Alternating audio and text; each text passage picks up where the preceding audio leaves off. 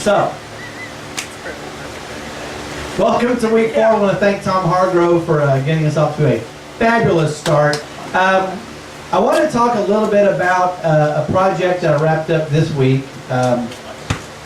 Sort of kind of offset what I'm going to talk about next. First, the good news. My Walter Cronkite on up here.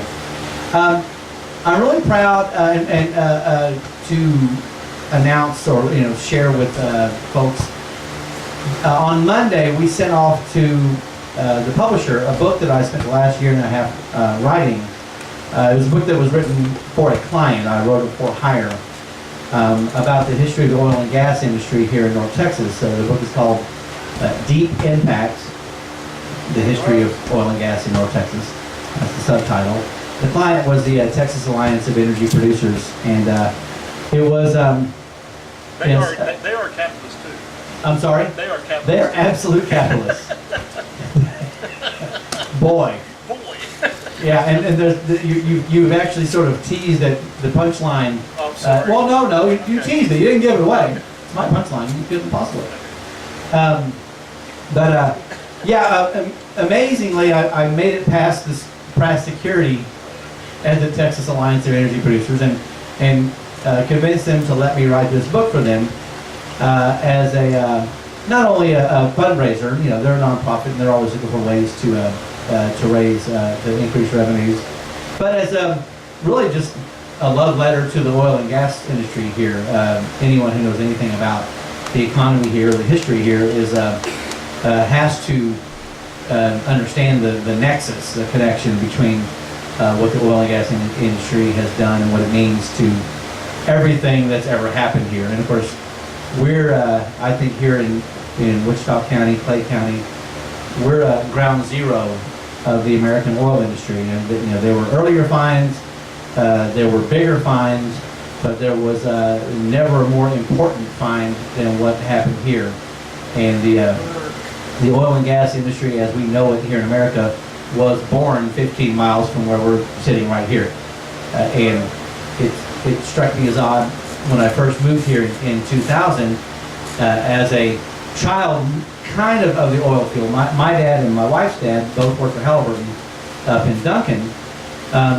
And I certainly grew up thinking I had an appreciation of the oil industry, but Halliburton, as essential and important and as great an impact as it has had on the economy, is not exploration. It's not the same.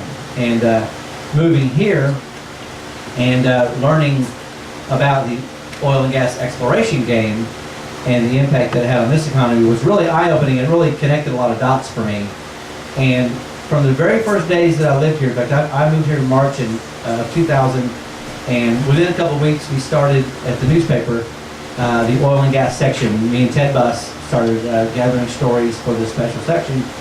And it was really my first time, that was my first ever reporting job anywhere. So this is certainly my first big special section.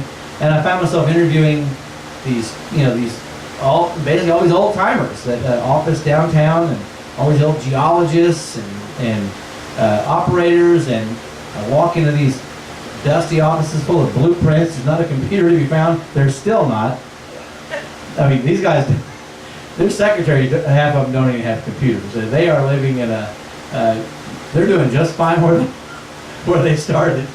Some have phones still. Some have phones. Yeah, well, they wear the hell out of those phones.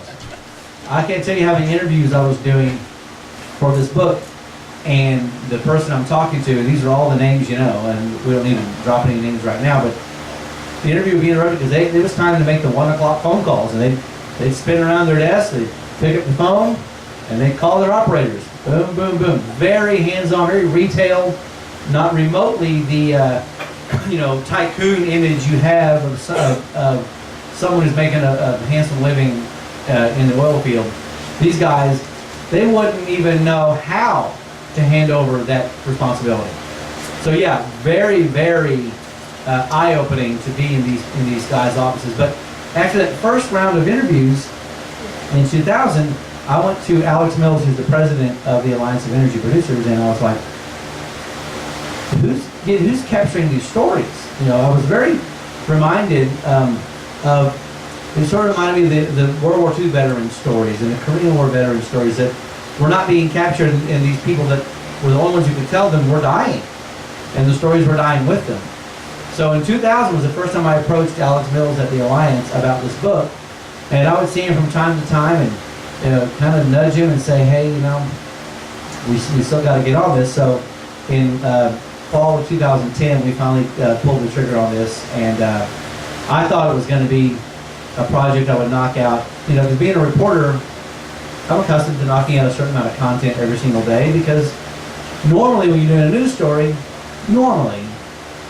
you're calling someone as a source who either A, has to talk to you because they're a government official, or it's something they can't get away from, or B, they want to talk to you because they're a business owner, or they have an event that they want to promote. There's a certain percentage of interview subjects that don't want to talk to you, but not very many.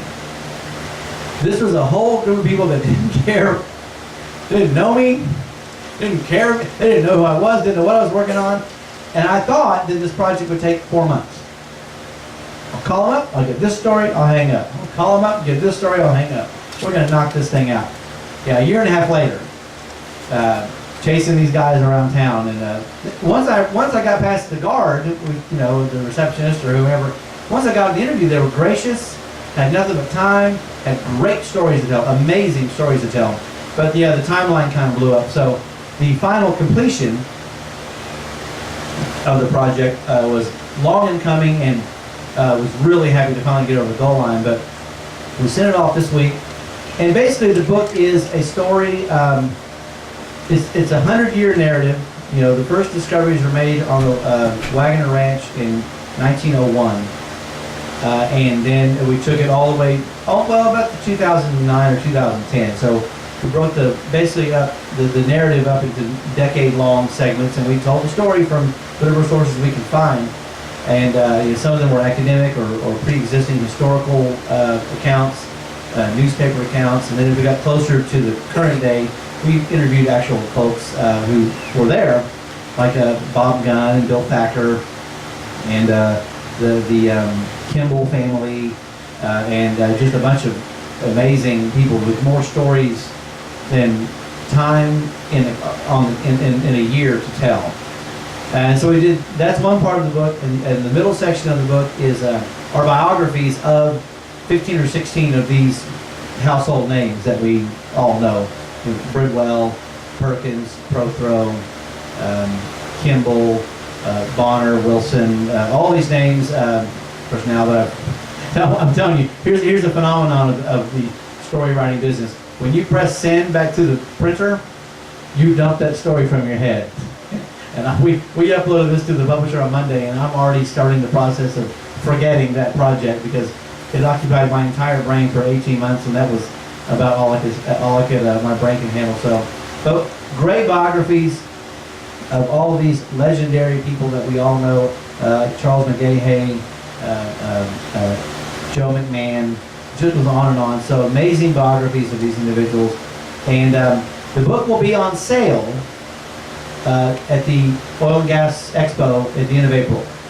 I think the date's the 24th and 25th. We're going to have a book signing the night of the 24th, and then a big barbecue meet and greet on the first evening, and then we'll have a table set up during the expo, the trade show, on the 25th, which I think is a Tuesday and a Wednesday. So very proud of that.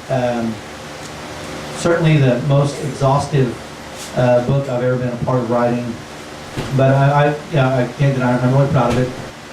Another thing going on in my life is I'm waiting, literally my phone might ring, although I doubt banks call people with job offers at 8 o'clock on a Friday night. But I'm literally waiting to hear the final decision on a job with a giant global bank with a branch here in town as a branch manager. And there isn't anybody who can hear me say that and keep a straight face. Not one person, including myself.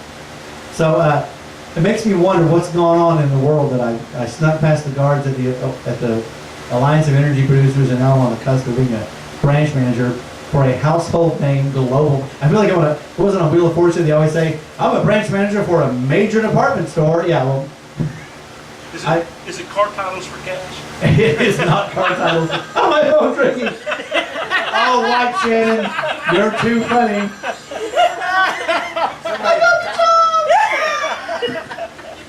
You like me. You really like me.